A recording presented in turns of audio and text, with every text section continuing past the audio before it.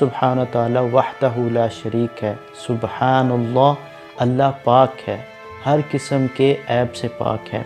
تو جیسے کہ جو اس کی بہترین جو تشریح ہے اللہ سبحانہ تعالیٰ کی ذات کی، وہ سورہ اخلاص ہے،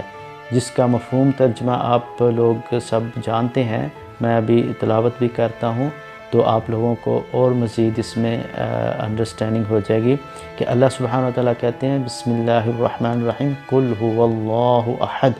اللہ الصمد لم یلد ولم یولد ولم یکن لہ کفوا احد۔ یہ اس بات کی سب سے بڑی نفی اور اس چیز کی دلیل ہے کہ اللہ سبحانہ تعالیٰ خود یہ قرآن پاک میں کہہ رہے ہیں کہ نہ تو میرا کوئی بیٹا ہے، نہ مجھے کسی نے جنا ہے،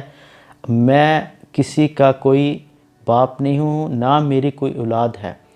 اور اللہ سبحانہ تعالیٰ اکیلا ہے۔